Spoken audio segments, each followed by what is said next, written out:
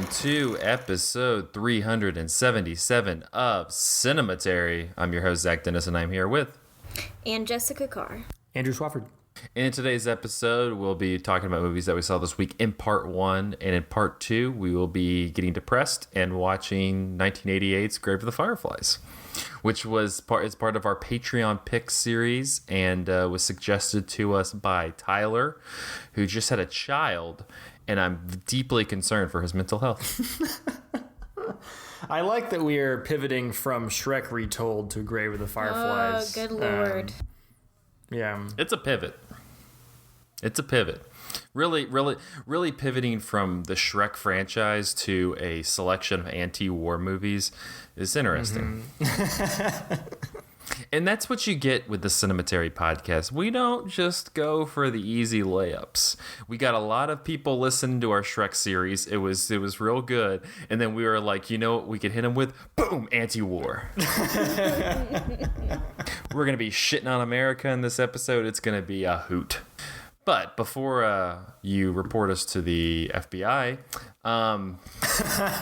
head over to cinematary.com. You can we got the whole Shrek series that you can listen to if you missed any of those episodes and you were just like, I need something to soothe my soul after this episode. And then we got Andrew's review of Labyrinth of Cinema, which he talked a little bit about last week. And then we also will have, if you listen to this after Friday, on Monday or Tuesday or whenever I get it completely finished, we'll have a review of The French Dispatch. So let's say Monday. Let's hope. For Andrew's sanity, let's say Monday. For Zach's sanity, too. Yeah, I guess. That's also important. It didn't seem that important, but yeah.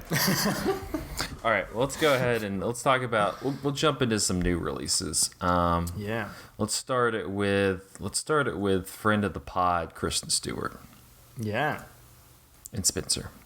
So Spencer is the new Pablo Larraín film. This one, for those who are unfamiliar with Pablo Larraín, he did Jackie. He did Neruda. No. He did... He put a movie out last year called Emma that I did not see.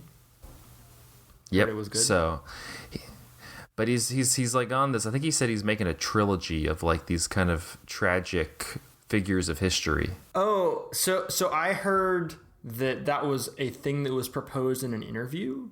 It was some film critic who was interviewing him, and she said that she thinks it would have been great for him to follow up Jackie and Spencer with a movie about Britney Spears, in relation to the whole, the legal issues that she's been embroiled in the last year or so, or many years, I suppose.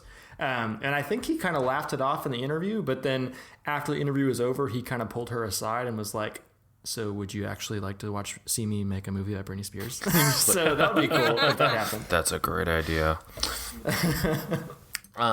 But regardless, Spencer is about a weekend in the early 90s. It follows Princess Diana, who's played by Kristen Stewart, who at this point has been in the royal family for about a decade, and is kind of on the... seems like she's hitting a wall with old Prince Charlie in his in that marriage, and also just the whole royal shit in general. Yeah. Which it ain't great. Which is fair. Yeah. Andrew, what did you make of this? Or I guess were you I can't remember. I remember we talked about it on the podcast, but did you like Jackie? I really liked Jackie. Yeah. It was a movie that I kind of felt like I was sort of walking around in for a couple of days afterwards. Like it just had such a precise, strong tone to it. Like I think Pablo Larraín in that movie, and also in this movie, Spencer, does such a great job at working with his composers and his cinematographers to create an awesome sense of atmosphere. In that movie, the composer was Mika Levy of Under the Skin and Zola fame. And in this movie, the composer is Johnny Greenwood of Radiohead. And I think that in both cases, like, all of that stuff kind of works together to kind of put the viewer in this kind of hypnotic state that sort of resonates and stays with you. Oh, Pablo Larraín definitely watched and dug Phantom Thread. So Oh yeah, I could definitely see a Phantom Thread connection. well, Johnny Greenwood. While we're throwing out other connections, the cinematography at times reminded me of Carol. That kind of like soft pastel, like kind of blown out, like highly textured, celluloid grain. Feels like an old photograph or something. And it also at times reminded me of Ingmar Bergman's Fanny and Alexander in the way that it captured these like really ornate interior spaces in ways that feel almost kind of mystical. But I loved this movie, and this is going to be one of my favorite movies of the year. And I know I liked it maybe a little bit more than you did, Zach, so I'm curious to hear kind of where we diverge on it. I think I have the consensus detraction with it. I do have a detraction, so I might agree with you. Okay. I'm preface that I like this movie. I loved the cinematography and the score, like you talked about. Those were great. I loved Kristen Stewart. I thought she was great. She's extremely good in this movie. She's fantastic. She's fantastic. I just the script is all it's just all text. It's no. I think that it's mostly fine, but I actually really like the kind of framing of it, like the arc of the story. But I think the framing's fine, but it's a lot of like it's all like her telling us like this is what I'm dealing with at this moment, and you're just the thing that I was thinking about Jackie, what I loved as well about Jackie was also that whole movie. It's not really explicitly like that JFK gets killed and then that Lyndon B. Johnson takes over and all that stuff's happening, but the core, what's really great about that movie is it's all like the subtext, it's all the underneath, it's all Natalie Portman kind of conveying this anxiety and this distress through her face, which Kristen Stewart also is able to do in this movie. But at the same time, you have Stephen Knight, the screenwriter, who's just like putting like banners on Princess Diana's unhappy with the royal family, Princess Diana, and you're just like, God damn, dude, like let the fucking movie breathe. And that was my issue. I agree. Yeah. There are just like too many lines of dialogue between characters where they're kind of like being way too explicit about the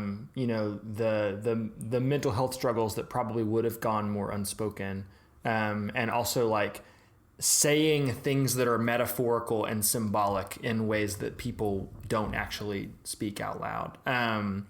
It's interesting. I'm looking up the filmography of this screenwriter as well as the filmography of the screenwriter of Jackie, and you would not guess that Jackie is the more subtle movie because it is written by the guy who wrote Maze Runner and Allegiant.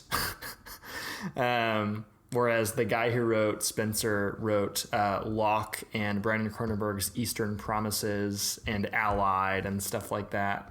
I don't know what happened here. But yeah, I think I agree for sure that like there are missteps in the script of this movie, but like ultimately the strengths of it kind of carried me through those things, and it kind of like elevated past any like particular nitpicks that I might have with specific lines or anything like that. Well, and it wasn't like nitpicked. It was just the thing that I agree with your thing on Jackie. Like that movie stuck with me because it just felt like this kind of walking nightmare. Like the moment he's killed, like they went from being on like literally the top of the world to they're just some other rich, whatever family in America. Like they completely lost all, she lost all of that, just all of what came with the White House and the prestige and all that stuff. It just all went away. And she's like able to convey just like that, meteoric fall from literally the second that bullet hits his face to, like she's able to convey that. And that's so fucking compelling throughout that whole movie. And in this one, it's just, Kristen Stewart is able to convey all of this kind of stuff that is compelling as well, but the script just gets in the way. And it, you have like scenes with her and Timothy. Mainly, it's with Timothy Spall, where Timothy Spall's good too, but they're like sitting there, like just it's just very it's kind of like it feels like a play or a book where they're having to convey all of this stuff through words. Yeah, and you're like, no, this is a fucking movie. Like, the one thing I wanted to ask you about this as well, did the Anne Boleyn thing work for you? Yes, it really did. And to kind of connect back to what you were saying about Jackie and like the feeling of it being kind of like a waking nightmare, like the main feeling that this kind of evokes is a feeling of doom. Like I saw a Letterboxd review from somebody who said like Kristen Stewart plays Princess Diana as somebody who's like already dead. Like she's kind of walking around in full knowledge of like there's a line early on where she says, will they kill me, do you think? And she's of course like speaking hyperbolically, but there's that like very pointed double meaning. And it just seems like there is this palpable sense that like this position of privilege that she's found herself in is like crushing her. And they kind of do this like magical realist stuff that with the Anne Boleyn character, like she's reading about Anne Boleyn and there are moments where like she sees Anne Boleyn in places where she obviously isn't. And that all evoked Fanny and Alexander for me in the way that like there's these characters are kind of like connected to this like larger cosmology just due to like the position that they have in society, if that makes any sense. I felt like it was Princess Diana's personal shopper, Yeah, a little bit. Hanging out with ghosts, but she might as well just started texting Anne Boleyn. Oh, while we're talking about Anne Boleyn, as you do, this is not really a spoiler, but she does show up in the climactic scene of the movie, at KFC. And no, not that earlier. Yeah, take your order. The last time you see Anne Boleyn, and that scene kind of seamlessly transitions into this beautiful montage sequence in which is mostly consists of Kristen Stewart dancing that like doesn't take place in any sort of actual literal reality, but that was one of the moments where like I felt the movie kind of like transcending any gripes I had about it. Like there was that sequence. And then there's a dialogue scene between Kristen Stewart and Sally Hawkins immediately afterwards that I just was like so swept up by that I guess it was that thing where like you end your movie on a really high note and you leave your audience feeling satisfied. And I was definitely like I left like not being able to be mad about any of the negative stuff. Yeah. I was just more annoyed because Kristen Stewart was so good in this movie, and I was just kind of like, Stephen Knight, get the fuck out of the way. That was I was just like, get the hell out of the way, man. Over there making us talk and shit, like whatever. It was a nice, if you're watching too much of The Crown or whatever the hell else people are watching, watch Spencer. It's a nice, it's a nice fuck you to the Royal Crown. So it's in theaters now, but what is also in theaters now, but is being dethroned by the war criminal movie that Marvel made, is Dune. Oh man, did Eternals really take the top spot? Yeah, it did fine. Man, I thought that I heard that it was doing horribly. People be loving some. Did you? I don't want to get on a whole other tangent, but I also heard that one of the other Eternals, like mind controls indigenous people. So I almost want. I kind of want to see this movie because this seems like just a minefield of like just stupidity. Like it is also like 3 hours. Right? Yeah, I don't want to do that. I mean, I love Tony Leung, and I couldn't even bring myself to watch the Shang-Chi movie. Ain't nobody got time for that. Because I was like, it's too long. He's throwing rings. Like, what is he, Sonic the Hedgehog? Wow. Come on. It was still pretty good. Yeah. Tony Leung looked amazing. He like hasn't aged. He always does. I know, but he like looked so good in Shang-Chi. He's a pretty man. He's a pretty man. Anyway, Dune. Speaking of pretty men. Dune. So, there's this guy named Paul. I'm just kidding. But yeah, it's weird because we talked about it a couple weeks ago. You don't think it's the plot. Yeah, obviously. I wasn't going to sit here and be like, well, it all started. Well, Paul's from this house. Let's talk about spice. When the Mahdi was born into the world. I wasn't going to say that. But yeah, so my first experience with Dune is because like my dad loves sci-fi movies and would always watch the Sci-Fi Channel, and my experience with Dune is like the old David Lynch movies that like played, and Kyle MacLachlan had like blue, like so artificially blue eyes, and I would just like walk in the living room and my dad would just be watching it, and I was like, what even is this? Like, what is even happening? And he's like, it's the spice. They're trying to get the spice. And I was the spice, like, Jessica. We're trying to get the spice, Jessica. As a child, I just sat there and watched it and saw the sandworm and all that stuff, and I was like, this is dumb. I was like, this is like really stupid. Have you watched it as an adult? No, I have not. I watched it a couple of years ago when I was like filling in my last gaps in the David Lynch filmography. And it is tremendously bad. It's like one of the worst movies I've ever seen. There are people trying to like critically reevaluate the David Lynch Dune now because like it's back in the conversation, and like fucking stop that. Like, that movie's not good. David Lynch took his name off of it because he knows it's not good. Like, it's just there's nothing to recommend it. And I think the interesting part of that is that lots of comparisons are being made with the new Dune movie and Lord of the Rings. And, like, Lord of the Rings was also a book that was, like, trying to be adapted, but, like, the adaptation that came out, like, originally was, like, not good at all. And then Peter Jackson got a hold of it, and it became, like, this whole big thing. And then once it got started again, then people started getting into it and it started getting revisited, which I'm sure that if you looked at, like, Dune book sales, that they just, like, skyrocketed. And I'm not really a science fiction person, I don't think. I grew up watching tons of science fiction stuff just because my dad loved it and I loved movies, and so I was like, well, this is part of our like bonding thing together. But I really, really loved Dune. I really love this movie, and I went into it like thinking that I was going to hate it because there's nothing like that Denis Villeneuve has made on a large scale with a lot of money that I've really enjoyed watching. Like, I didn't like Blade Runner 2049. I thought it was super boring and very cold, and I wondered if that was his like style transitioning into something where he has more money and it's already established.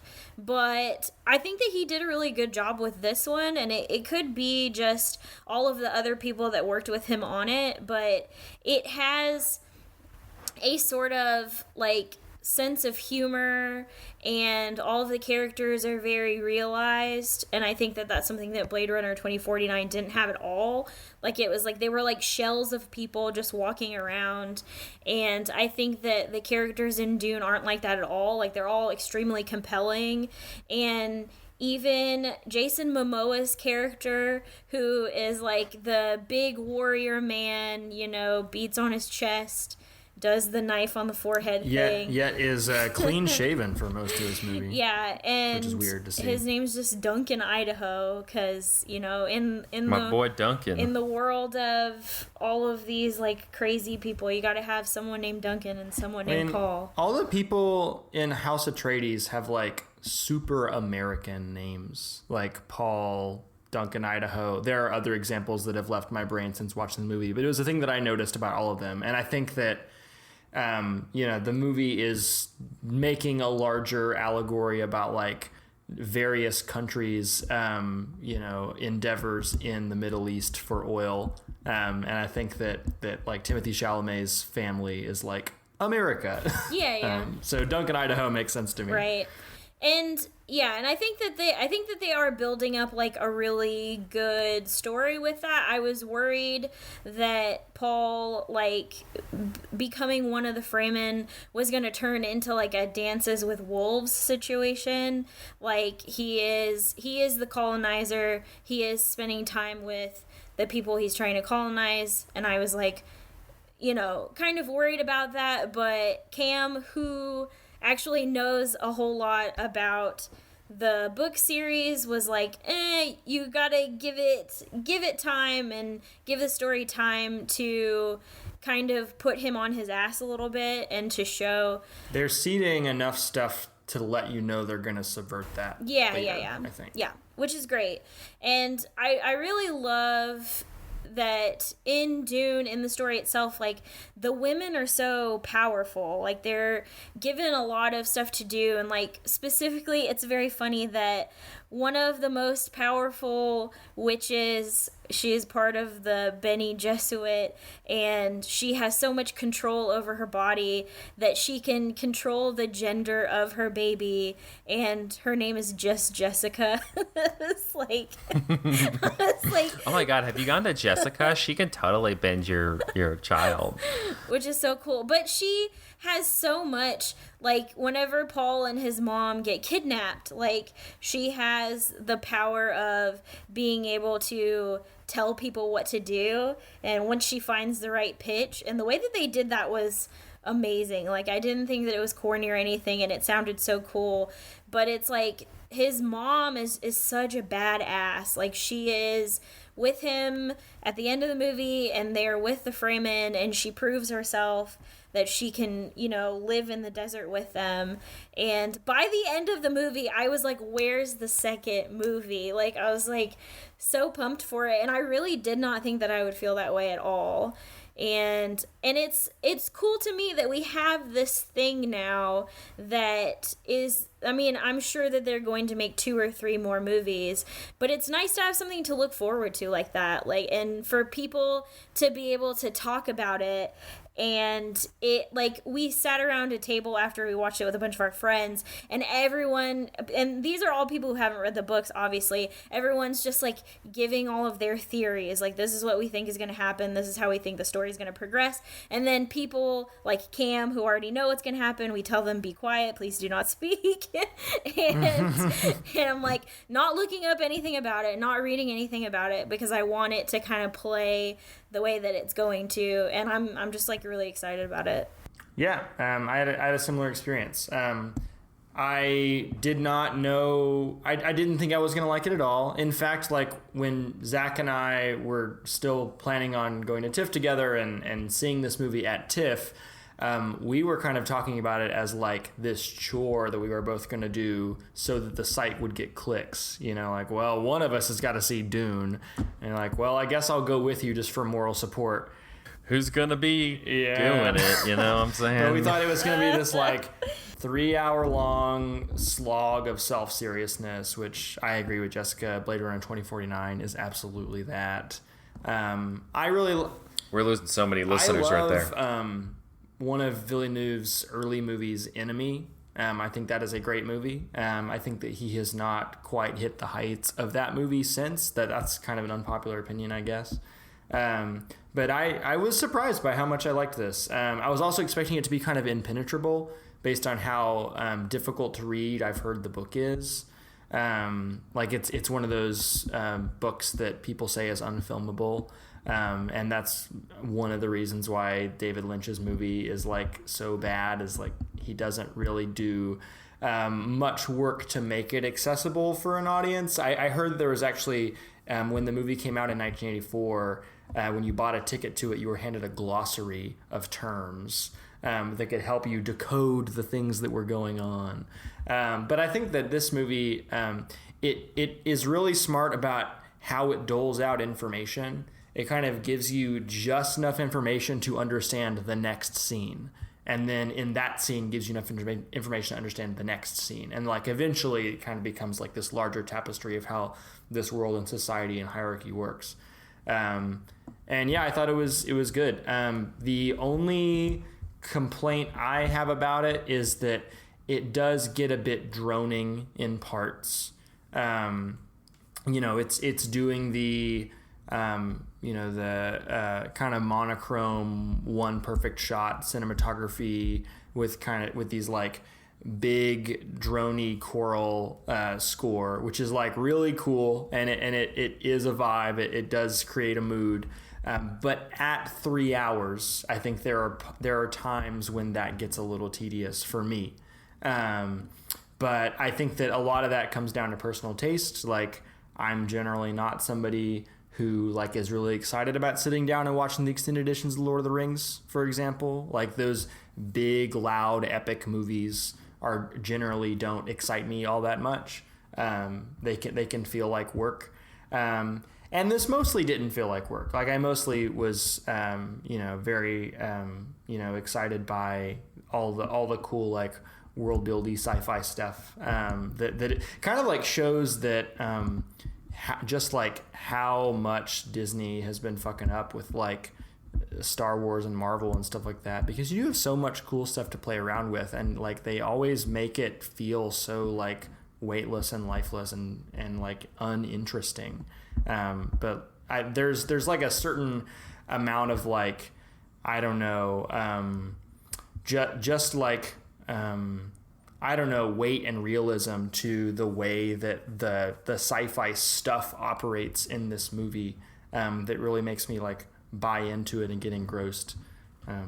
So yeah, I would also, add to the choir of people saying this is a good blockbuster and you should go see it if you haven't. Oh yeah, it's the Dune agenda. Welcome to the Dune agenda.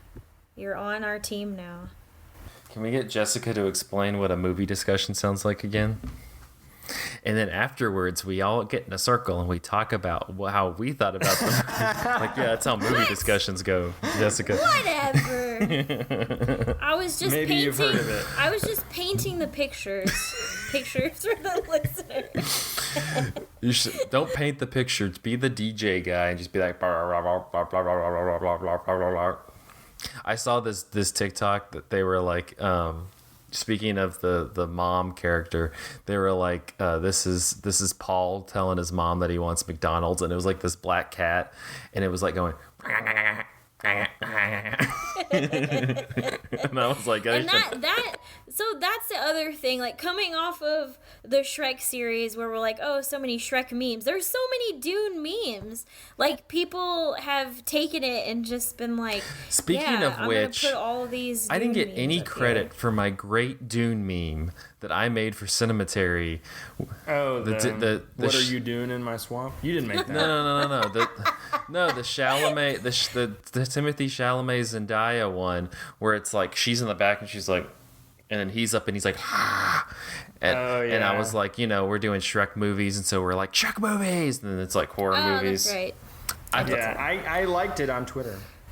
I gave you that much credit. Andrew said, you didn't come up with what are you doing in my swamp. I didn't. That was great that too. That wasn't you. He was like, that wasn't you. You ain't swamp boy. I'm just saying, I wanted credit for it. I thought it was good. I thought it was a good Everyone go meme. like this tweet retroactively. Yes, please. It's for me. Nobody will do it. We'll go check and they'll be like, no. They'll get negative. Like, why are there -5?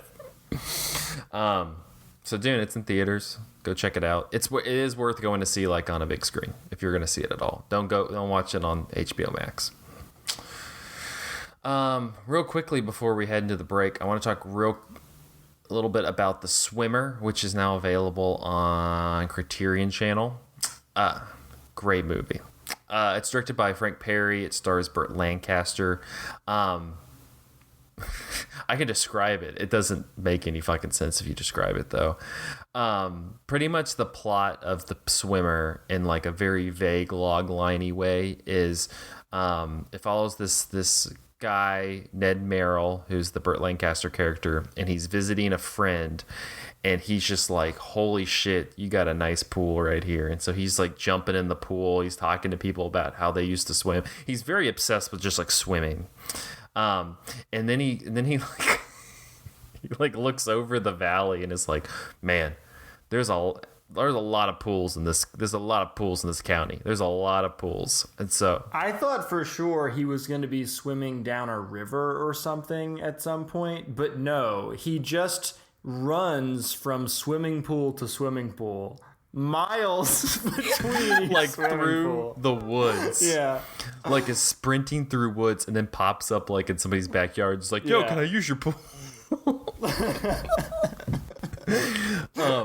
Which does not sell this movie at all to anybody, but it's just a really tight little psychological thriller. I think Ned Merrill is like a nice kind of a nice prototype for a character like a Don Draper, who would come kind of later as like this kind of fading American masculine ideal, because as he goes, this isn't super spoilery, but as he goes to the different pools, he starts to kind of like enter these spaces where it kind of taps into his romantic failures and his economic failures and his career failures and stuff like that, and so he's losing a little momentum in the whole, going to all the different pools quest. But I really liked it because Burt Lancaster, he's so weird in this movie. He's so weird in this movie because he just has like this kind of you can tell something's off. One, because he's sitting there talking about pools so much, like nobody's ever talked about pools that much, and two, like he just kind of like you feel, at least at the beginning, you just feel like he's in a completely different like world. Like you almost think that he escaped from like an institution, because he just seems like there's a couple things loose up there. he has a manic energy about him. He does, and you can tell that he's like talking about like his family and his kids and stuff as if like clearly something's happened so that they're in a completely different place than where he thinks they're at. He keeps going, they're up at the house, the girls are playing tennis, and you're just like, I don't, what are you talking about, man? And I don't know, I really dug this movie. I was reading, I was looking at it seems like on Letterboxd like pretty well liked. I saw this one guy though on, I think it was the Criterion Collection's Instagram, and they had like shared a picture, because one of the things that you run into is he runs into his old babysitter, and is naturally very creepy with her because she used to watch his kids, but they has this amazing like kind of crossfade. You're talking about the crossfades that people were putting up against the Virgin Suicides. Yeah. Crossfades. But it has this amazing crossfade like sequence that happens while they're like running through the woods to the different pools. But there's this guy who was like commenting on it, and he was like, "The Swimmer." He's like, "The Swimmer, 1968 is the worst movie I've ever seen." What? And he's just like, he's like commenting on everybody who's going, "Oh, I like that movie." He's like, "It's not. It's bad." I was like, I want to talk to this guy. I regret to inform you, it is bad. Yeah. Sorry you liked it. Reconsider. But Andrew, this. I know you've seen this one as well. What do you make of The Swimmer? It's been a while. It's probably been like 2 years or so since I've seen The Swimmer, but I really liked it. It has a great sense of like deeply American tragedy to it. Like, we can't spoil the last scene of this movie. It is a great twist, but it's the kind of twist that like William Faulkner would write or something like that. And like Zach said, it's just so profoundly strange. What year did this come out? Was it a 50s movie or 60s movie? No, it's 68. Like the fact that this came out like in theaters, like this is such a weird fucking movie to come out. Yeah, I mean, think about like, The Graduate is one of the movies that came out around that time that was like pushing the Hays Code and like past its boundaries. This is way weirder than The Graduate, like by a long shot. And I wonder if that's why. Like, I feel like it should get. I mean, honestly, I think it should get talked about like in those kind of like probing, because especially like as this like, out of the Eisenhower era, just before the Reagan era of like nuclear family, American family, like ideal, like this completely, it's honestly like even though it's pre-Reagan, it's like probing into that like Reagan era. This is what an American family should be, because that's why it like Burt Lancaster just the whole time, like it's such a good movie star performance because you kind of like him just because it's Burt Lancaster and you're like, I like Burt Lancaster, but also you can't like this guy because he's just the worst. It's like playing with that star persona too, of like the idea that he's charming, but maybe like not charming enough to cover up like how much like time has like damaged him. It's really interesting. No, I if you have Criterion or you want to go to the library, I recommend watching The Swimmer. It's a super really interesting movie, and it will most definitely be on my Young Critics ballot next year. Yeah, so The Swimmer, 1968, be going pool to pool. I was deeply entertained by that, like where he was just like, I'm just gonna run, because I can't emphasize enough that he does not, like, he's literally running barefoot in a bathing suit through the woods to go to each pool. Aren't there a bunch of like shots of people looking dead into the camera? I feel like I remember that in the opening stretch of this movie, like as he was, maybe I'm misremembering, but I feel like as he's kind of like propping himself up on the sides of pools and talking to people, like it's a lot of people just like looking right down the barrel of the camera at you, and it's very odd. A little bit, yeah. There's a couple of those, and then like you have a lot of those because you have this whole thing with the babysitter character that also is, it's a strange movie. It's really good though. So cool. Well, let's take a quick break and then we will be back with no jokes. We got all our jokes out in part 1 to talk about Grave of the Fireflies, which is a very serious movie after this.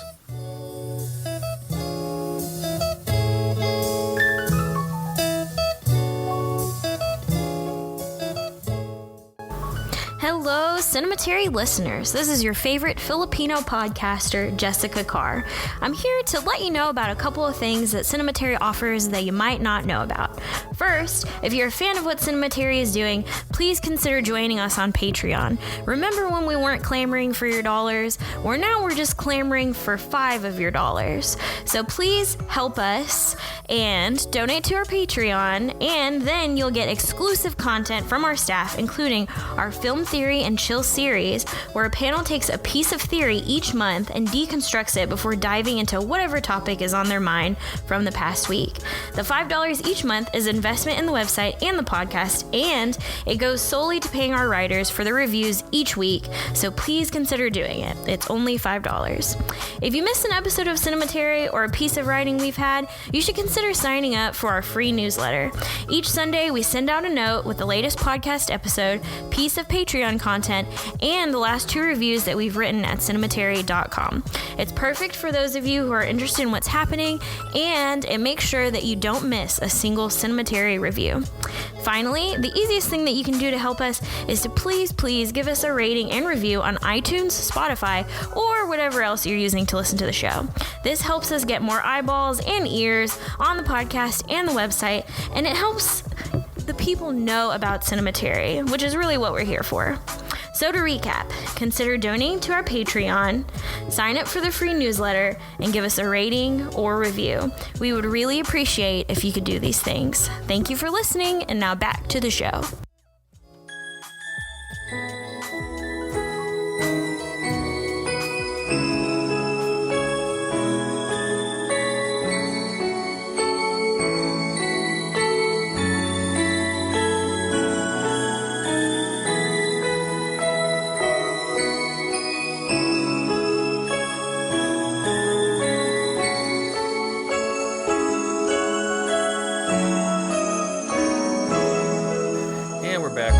Episode 377 of Cinematary. See that you didn't make me sing that going in.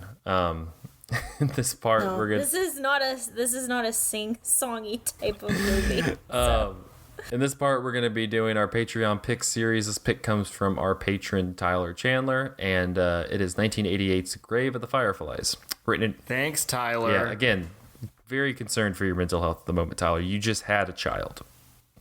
Anyway, written and directed by Isao Takahata and based on a short story of the same name by Akayuki Nosaka, the film stars Tsutomu Satsumi, Ayano Shirashi, and Yoshiko Shinohara. A devastating meditation on the human cost of war. This animated tale follows Saita, a teenager charged with the care of his younger sister Setsuko after an American firebombing during World War II, which separates the two children from their parents. Their tale of survival is as heartbreaking as it is as is true to life. The siblings rely completely on each other and struggle against all odds to stay together and stay alive. Grave of the Fireflies author Akayuki Nosaka said that many offers had been made to make a live-action film adaptation of his short story, but he argued that, quote, it was impossible to create the barren, scorched earth that's to be the backdrop of the story. He also argued that contemporary children would not be able to convincingly play the characters. Nosaka expressed surprise when an animated version was offered. After seeing the storyboards, he concluded that it was not possible for such a story to have been made in any method other than animation, and expressed surprise in how accurately the rice paddies and townscape were depicted. Takahata said that he was compelled to film the short story after seeing how the main character, Seda, quote, was a unique wartime ninth grader. Takahata explained that any wartime story, whether animated or not animated, quote, tends to be moving and tear-jerking, and that young people develop an inferiority complex where they perceive people in wartime eras as being more noble and more able than they are, and therefore the audience believes that the story has nothing to do with them. Takahata argued that he wanted to dispel this mindset. When Nosaka asked if the film characters were, quote, having fun, Takahata answered that he clearly depicted the kids having had substantial days and that they were enjoying their days. Takahata said that Setsuko was even more difficult to animate than Seita, and that he had never depicted a girl younger than 5. Takahata said that, quote, in that respect, when you make the book into a movie, Setsuko becomes a tangible person, and that 4-year-olds often become more assertive and more self-centered and try to get their own ways during that age. He explained that while one could, quote, have a scene where Seda can't stand that anymore, it is difficult to incorporate that into a story. Takahata explained that the film is from Seda's point of view, quote, and even objective passages are filtered through his feelings. Most of the illustration outlines in the film are in brown instead of the customary black. Black outlines were only used when it was absolutely necessary. Color coordinator Michio Yoshida said that this was done to give the film a softer feel. Yoshida said that this technique had never been used in an anime before Grave of the Fireflies, quote, and it was done on a challenge. Yoshida explained that brown is more difficult to use than black because it does not contrast as well as black. Some critics in the West have viewed Grave of the Fireflies as an anti-war film due to the graphic and emotional depiction of the pernicious repercussions of war on a society and the individuals therein. However, director Takahata repeatedly denied that the film was an anti-war film. In his words, it, quote, is not at all an anti-war anime and contains absolutely no such message. Very bad for the series. Instead, Takahata had intended to convey an image of the brother and sister living a failed life due to isolation from society and invoke sympathy, particularly in people in their teens and 20s. Following the success of Grave of the Fireflies, Takahata drew up an outline for a follow-up film based on similar themes but set in 1939 at the start of the Second World War. This film was called Border 1939, based on the novel The Border by Shin Shikada, and would have told the story of a Japanese teenager from colonial Seoul joining an anti-Japanese resistance group in Mongolia. The film was intended as an indictment of Japanese imperialist sentiment, which is briefly touched upon in Grave of the Fireflies.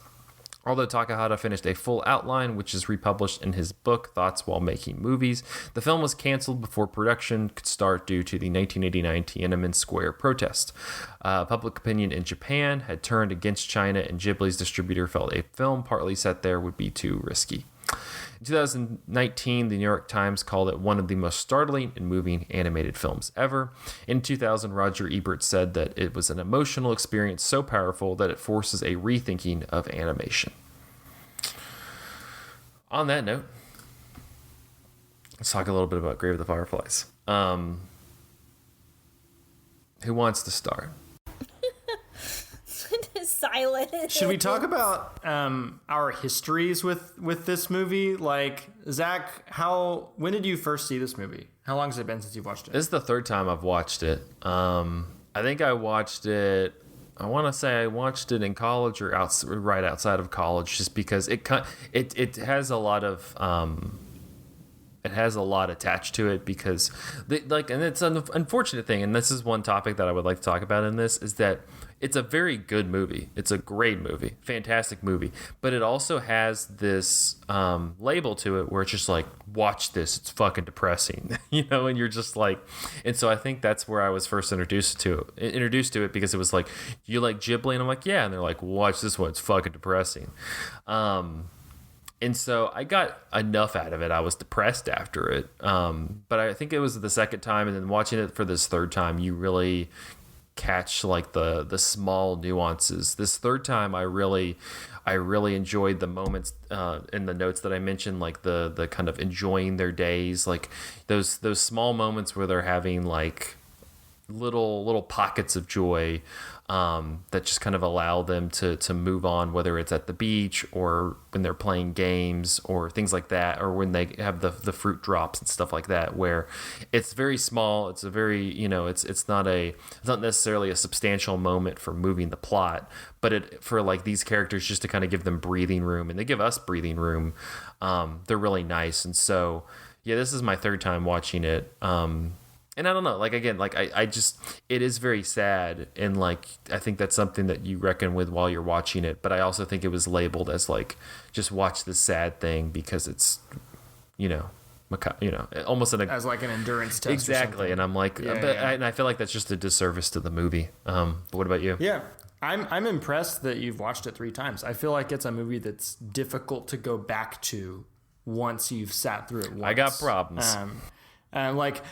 Michael O'Malley insisted or refused to be on this episode because it's a movie that he never wants to watch again. He's seen it one time. I saw it like you in college when I was just kind of inhaling Ghibli movies. And then I saw it for the second time just a couple of weeks ago with a Japanese cinema club that I help run at my school. Because the kids voted on this movie. I was shocked that this was the one that they wanted to watch out of all the Takahata films, but they were up for that, I suppose. And it was an interesting experience to kind of hear a room full of teenagers sniffling for, the runtime of this movie. And I chose to be on this episode just because I happened to have watched it pretty recently. So I didn't rewatch it again today or this week, but I watched it 2 or so weeks ago. So I'm not going to be super sharp on all the details, but the emotional heft of the movie is definitely still with me. Yeah, and how did the students? Other than just sniffling, did the students the text of it, what the movie's trying to convey? Oh yeah, I think that they really loved it and were really moved by it. The conversation we had afterwards had a lot to do with the kinds of people affected by war that we usually don't see depicted on film, and the criminalization of homelessness and food scarcity and stuff like that. They really picked up on a lot of the socio-political themes of it, and we also kind of talked about the difficulty that there must have, how difficult it must have been to actually sit down and make this movie, because it's one thing to watch it, but to kind of devote yourself to crafting these beautifully constructed images for years and years and years seems like it would be a grueling process. Jessica, what about you? So I've never seen this before. I watched it for the first time yesterday, and kind of like what Zach was talking about, in college I was made aware of the movie and was like, I'm not watching this, and for the opposite reason, because Zach was like, oh, this is a sad movie, I want to watch it, and I was like, this is a sad movie, I don't want to watch it. And what are you saying? And But it was like a weird barrier for me because Takahata is like, I like Takahata movies more than I like Miyazaki movies as a whole. Like, I think there are lots of Hot take here, his guys. films that I think just Very hot hit take. like so much harder than Miyazaki movies. Like Princess Kaguya is a perfect Scorching. film. Like, absolutely 5-star, perfect It's movie. incredible. I love it above all Ghibli films. And so it was a barrier for me because I've seen Pompoko, I've seen Princess Kaguya, I've seen Only Yesterday, and I like that one. I think that one's super underrated. Only Yesterday is amazing. It is very good. And so this was a movie that I was like, I want to complete. Like, I need to watch the Neighbor Yamada's. Yeah, I need to watch that one too. Yeah, that one's okay. But I was Neighbors, like, the I need to Yamadas. complete my Takahata films, but this is always a barrier for me because I was like, it's really hard to get yourself in the mood to watch a sad movie. To me, it is. Like, I don't want to have a stressful week and then sit down and like watch a movie that's going to bring me down. And specifically, the last year and the last 2 years have been very hard for everyone, I think. And so it never seemed like a good time, and it never seemed like the right time. And when this movie was proposed for Cinematary, I was like, I need to challenge myself to just do it. I was like, this is my opportunity to just get it over with, and I can say that I've done it. And I regret that decision because it's just, I don't regret it. It's just like, kind of like, It's a movie everybody should watch at least yeah, once, I think it's important. I think that what the movie is saying is extremely important. And I think that aspect of it is worth it. Like, this is something that actually happened, and there are children that were just like them that it actually happened to.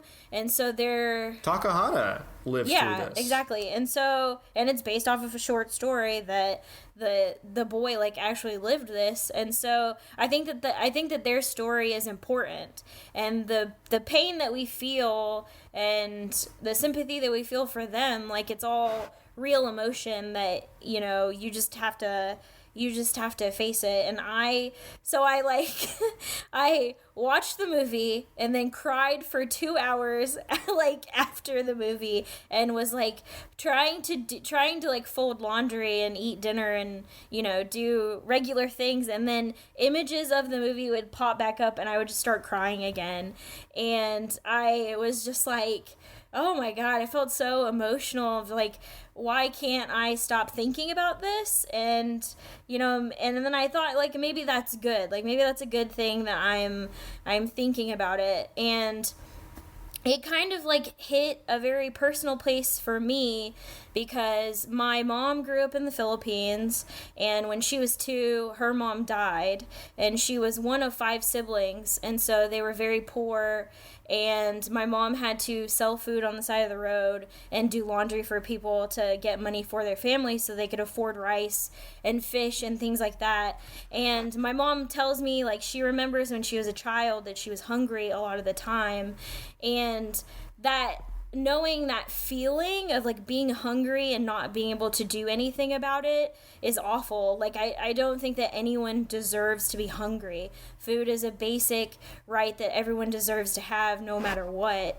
And just like growing up, food was never to be wasted in my home. Like, my mom was always like, we share our food with everyone always. And I think it's something that like stuck with her. But the consequences of her being malnutrition when she was a child is that she has like receding gums now. And so for years she just has to get injections in her gums so that she doesn't lose her teeth. And that is another thing. Like, I don't think that people understand how important food security is. Like, there are people right now in America who are starving, like, who do not have enough food. And specifically, like, in this movie, they show like how important nutrition is for a child and how it impacts their growth and like what is going on with their body. And that was like a thing in the, like, you slowly watch this child like deteriorate, and it's that, I mean, that's why it's so sad. It's just like the solution is food, but they can't get it. They can't get that food, and by the time he does get the food for her, it's too late. And that is like, it's so sad.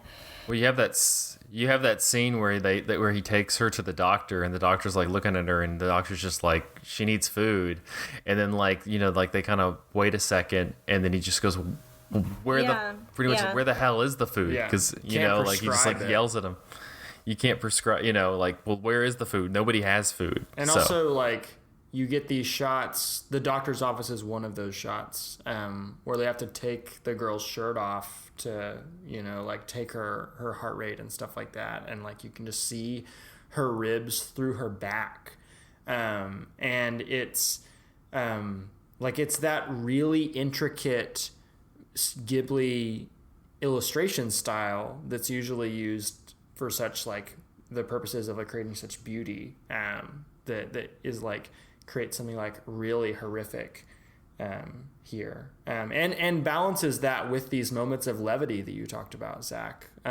Like, on one level, those moments of levity give the movie room to breathe, but they also kind of make the tragedy hit harder. Like, if this was just a movie about bad thing after bad thing after bad thing happening to these kids, which it kind of is that, I think it might have a little bit less power than if we didn't also see those kids happy at points, right? Like, we're kind of being able to recognize what's being lost.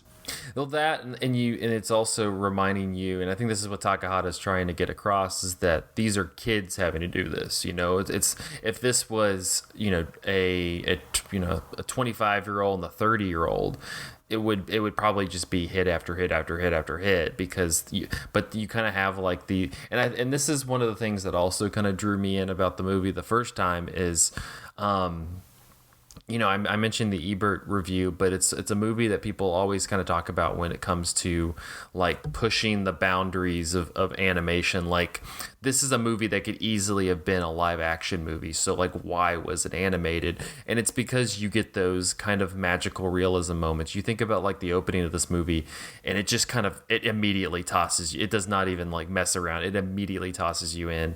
And then, but it opens up into that kind of dream sequence where you have him and he's reunited with the sister, and you have the fireflies everywhere. And it's just like this really magical, beautiful, like Ghibli moment, but it's also kind of sandwiched between you know, these kind of horrific, this immediate horrific thing that you see, and I think that's kind of the reason why you have animation, because it challenges you to kind of, you're gonna be sympathetic already because of just the story, but it also kind of gives you, I think, a little bit more clarity. Like, I think it kind of it offers this clarity to the whole situation, because it offers these kind of magical moments to kind of remind you again what is being lost.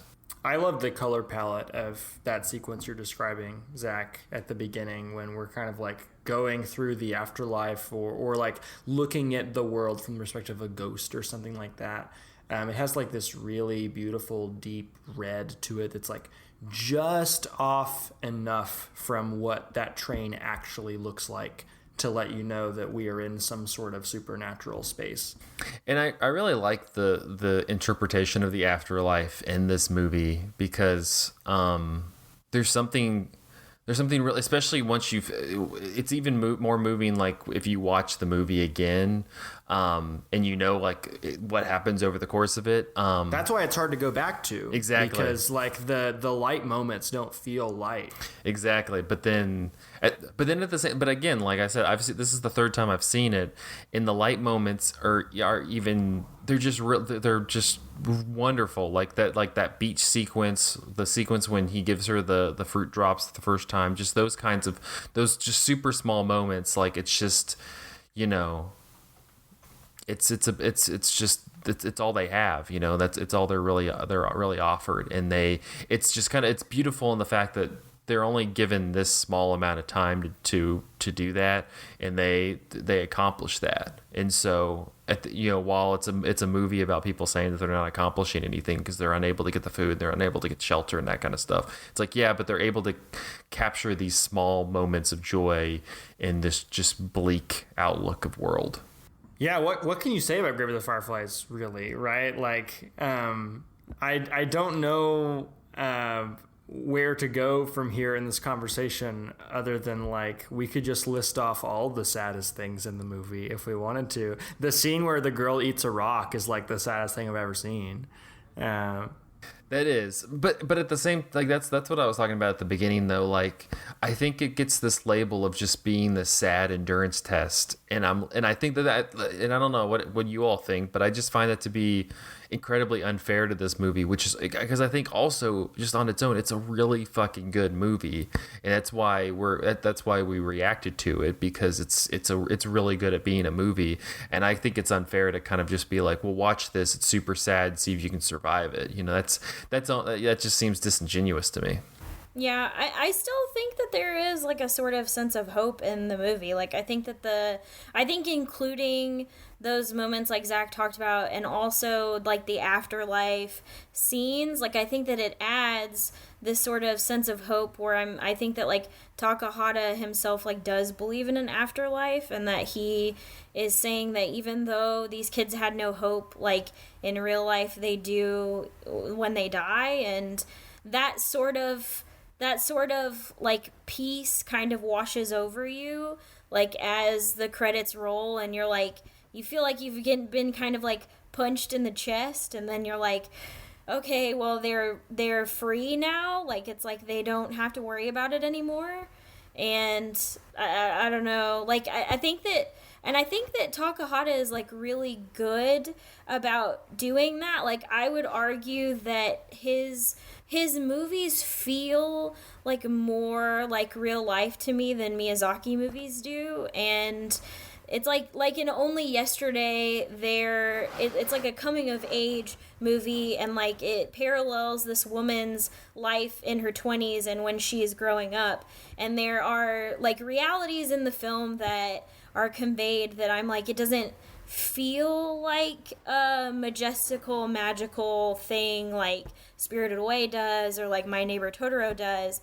And so I think that's why I think he was, like, the perfect person to make something like this, because, like Andrew said, it does use the animation detail to show all of these things, but it's used to kind of show you the contrast between, like, this magical, peaceful existence and then the existence that comes with war.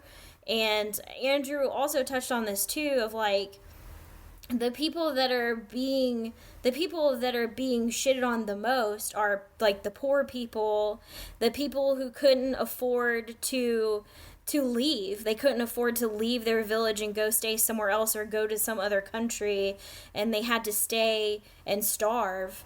And, like, I really liked the scene that was included where the girls are in their big dresses, and after the war is over, they come back home, and they're like, oh, it looks so beautiful, we missed it so much, and their house is completely fine. They put on a phonograph. Wasn't touched. Yeah, and they got a phonograph, and the record is playing, and it's, like, pans over, and you just see, like, the hole that they've been living in, and eating, like, dried frogs, and just, like, trying to scrounge up whatever they can. And it's just such a like, whiplash of, like, okay, you know, this is not everyone's experience. Like, these are two different experiences happening in, like, the same area. Right. And there's a lot of scenes of the kids noticing other kids being reunited with parents, and just the sinking feeling of, like, well, I'm never going to have that experience again.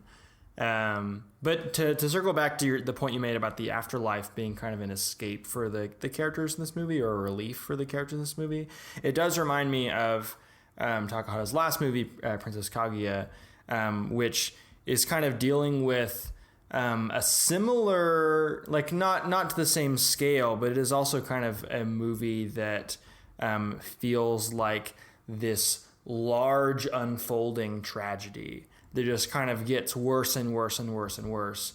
And the only escape for it at the very end is like this supernatural, like literal Deus Ex Machina, where gods come and sweep her out of the earth, right? Yeah. So I mean, if you are a person who does believe in the afterlife, I could see that being very comforting. If you are not, it feels like, well, no hope in this world, you know. And also, like, that sucks. You have to, because you also get moments where, like, them in the afterlife are watching what happened to them, you know, in their last days. And, like, I wouldn't want to watch that. I'd be like, just send me to wherever, send me nowhere. I want to watch My Neighbor Totoro. Yeah, put on that part of the double feature. Which I like in that double feature that they led with this one, and then they went into Totoro. Oh, they did. Oh my gosh. Like, imagine just the just paddle to the face with this.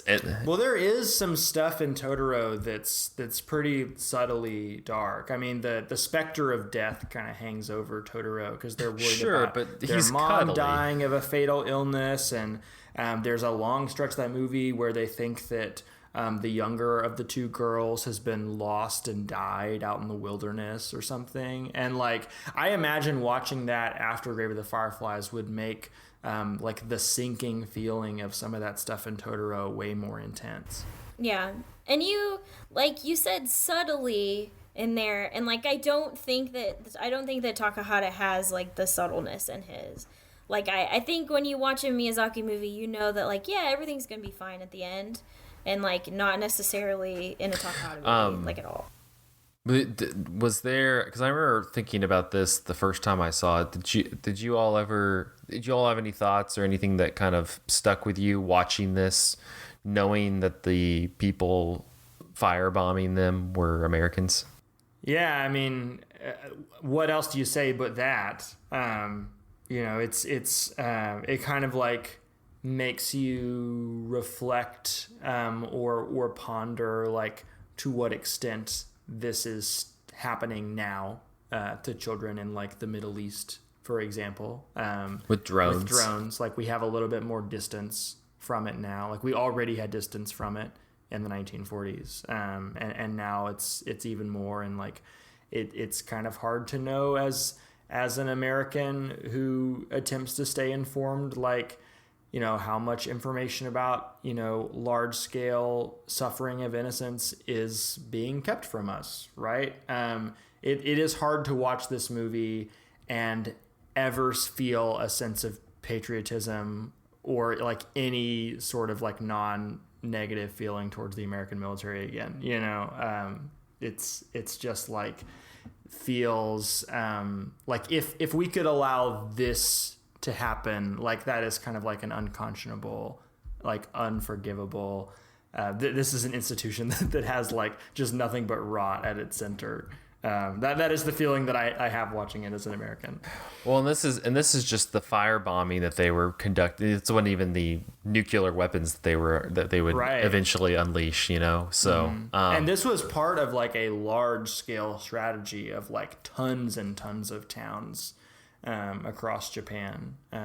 So like the scale of this movie, I think, is one of the more like powerful things about it. Like, let's not look at how a town was destroyed, but let's look at how one individual family is destroyed, and then you can kind of extrapolate from there, like how many people had this exact same story. Oh, well, I was just gonna be a big bummer and be like, yeah, I like remember as a child, so like I'm Asian American, obviously, and my dad was in the Air Force, and so very like pro-military, of course. And I remember having a conversation with him when I was a kid of learning about the atomic bomb and how many Japanese people it killed, and reflecting on that as an Asian person and being like, so you're telling me that you support that decision? Like, it happened a while ago, but you're like saying that you supported that and that was good. And his reasoning, which is most Americans' reasoning of like, it was necessary. Like, it was either them or us. And no, that's a false dichotomy. yeah, that just like sort of mentality was like my first thing of realizing, like, okay, this is really, really bad, and the things that they're teaching us in school are not necessarily like 100% the truth, because I had a lot of history teachers who were trying to sway it as like this was a necessary thing, and don't think about all of the people that were killed, think about all of the Americans that were killed. And yeah, it's crazy. Well, and that's what, going to kind of Andrew's point, what's effective about the movie is that it focuses on the people, you know, like it's complicated because the Japanese government, not great. Like they also not great. Yeah. Oh, for sure. You know, and so it's like American, not great. Japan, not great. And so, you know, while the war should just be a pissing contest between these two fucking governments, and they should just kill each other, instead, this stuff like this happens, and it's affecting these real people in this town that have no fucking, you know, they don't have any skin in the game. And, you know, speaking of the American or the Japanese government also not being great, like the boys in this movie, the boy's relationship to the Japanese military and like his own sense of patriotism is really interesting, because Japan eventually surrenders the war, and he's like, what? The great Japanese Empire surrendered the war? There's no way. And he's kind of in a position similar to like your family, Jessica, where like his father is in the military as this is all happening, and like he's not really being given any sort of information that is that might lead him to be critical of his own government, or even like let him be informed of the kinds of things that his own government is doing, that would kind of like lead to a response like this. Not that like those two things are inevitable or whatever, but I guess my point is that like oh gosh, what is my point? I forgot it. I lost it. Oh, it's gone. My point was that like this movie does a really good job at kind of encouraging the viewer to make a distinction between the actions of government and the lives of the citizens who live under that government, right? Like the Japanese government was doing some really fucked up shit. These kids had nothing to do with that, right? And in the same way, the American government did a lot of fucked up shit, including the shit that we see in this movie. But, you know, American kids and like the vast majority of American families had nothing to do with that. So like these are all kind of like levers being pulled by extremely powerful people, some of which we'll talk about next week when we talk about Dr. Strangelove, that like have these unfathomably, awful effects on unrelated people's personal lives. Well, and the thing that's also you have to grapple with as an American is, so like in World War II, the Germans are bombing Britain, like in London. They're bombing London. We're bombing German cities. We're bombing Japanese cities, but it's not like anybody was coming to America and like bombing Chicago or bombing New York. And so going back, Pearl Harbor was a military base. It was a military base, and there were families there who, they were, the wives and the wife and kids were they had no skin in this game, but at the same time, like there's something, at least to me, that's much more unconscionable about just you're bombing these cities that have nothing to do with anything just to bomb them, and I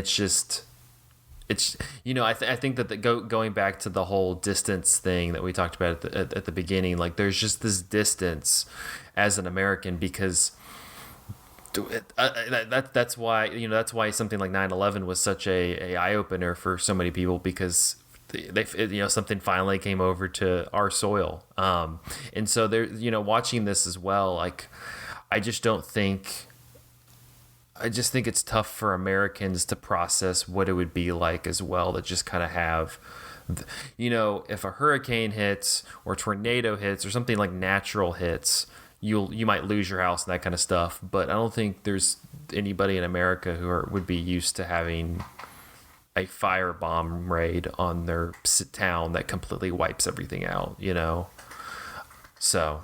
And that totally skews America writ large's like feelings on war and foreign policy too, right? Because we've never borne the brunt of that directly.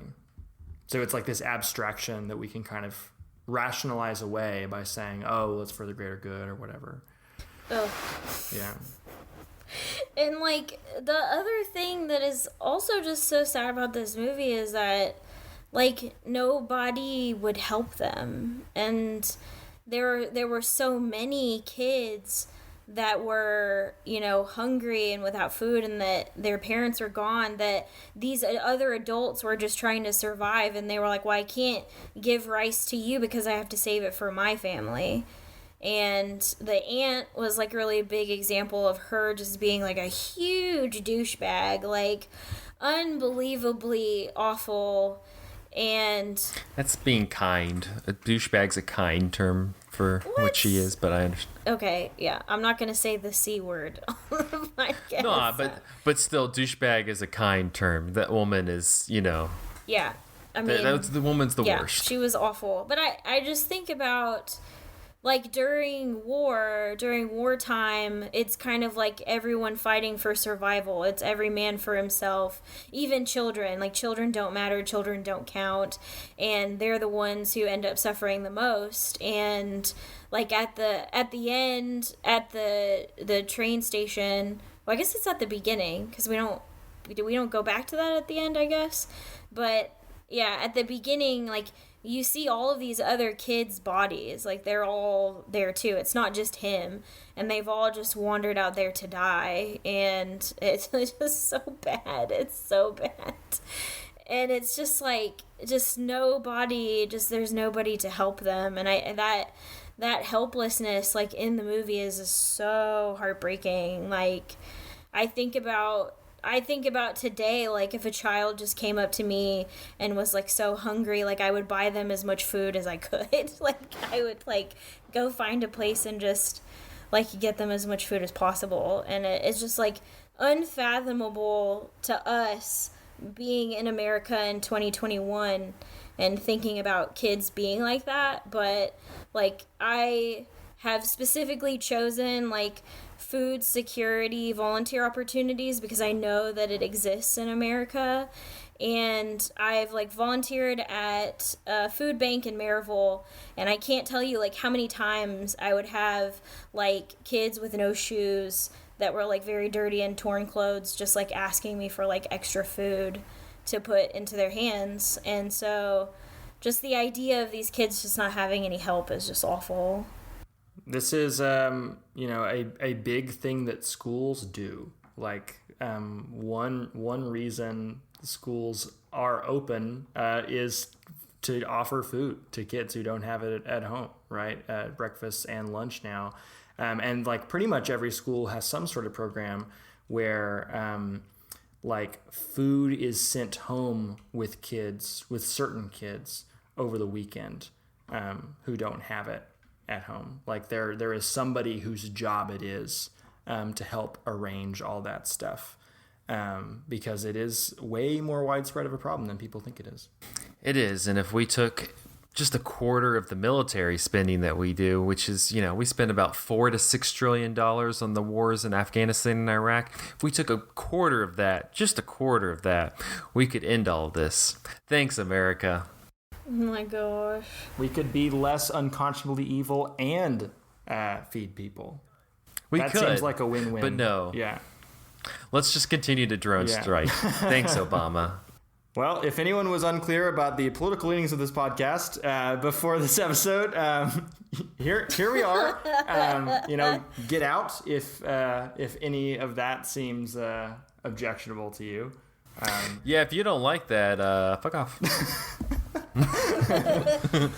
I said no jokes. I'm not jokes joking in this part. I'm not either. I'm full Logan Roy going, fuck off. Yeah.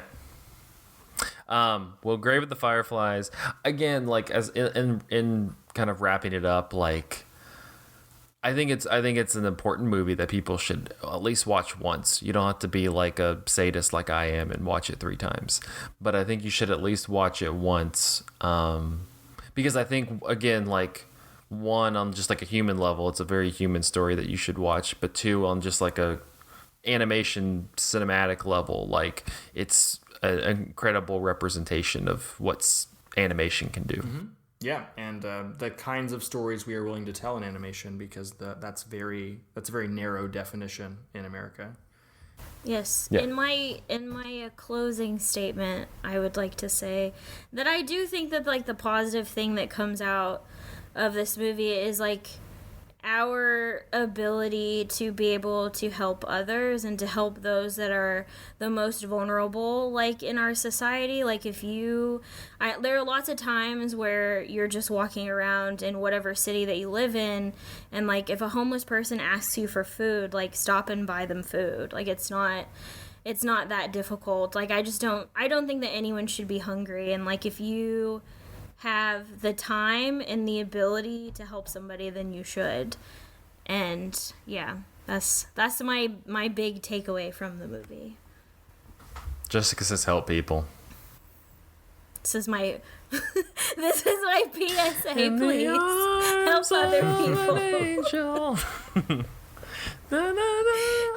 my enneagram is 2. I am the helper. So in case you didn't figure it out, help people. Thank you. That is all. Goodbye, people listening.